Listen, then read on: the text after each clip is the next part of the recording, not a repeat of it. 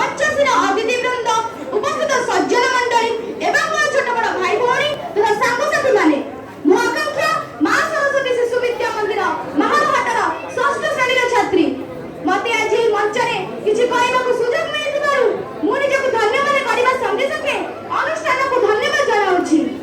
आज विषय वस्तु हेछि चंद्रयान 3।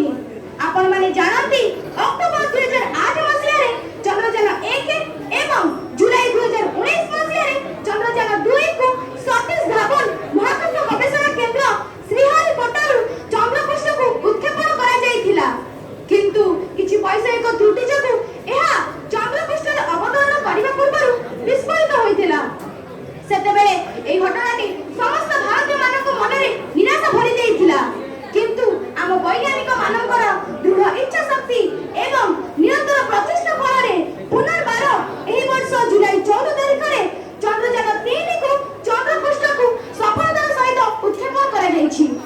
अमेरिका रूस चीन पर भारत होछि चतुर्थ राष्ट्र जे कि चंद्रपृष्ठ को चंद्रयान 3 रे उत्क्षेपण करा जायछि, किंतु चंद्रपृष्ठर दक्षिण मेरुरे अवतरण करिबारे भारत होछि प्रथम राष्ट्र। एठी मनरे प्रश्न उठे प्रकृତରେ चंद्रयान 3 कहले आमे कोन बुझू? चंद्रयान 3 हेउछि लैंडर विक्रम एवं प्राइम रोवर प्रज्ञान एक प्रपल्सन मॉड्यूल। लैंडर विक्रम रा काम अवतरण करिबा एवं रोवर प्रज्ञान रा काम हेउछि चंद्रपृष्ठर तथ्य संग्रह करिबा, जहा फलरे आमे चंद्रपृष्ठर रहस्य भेद करिबा संगे संगे चंद्रपृष्ठर जीवसत्तर संधान पाई परिबा।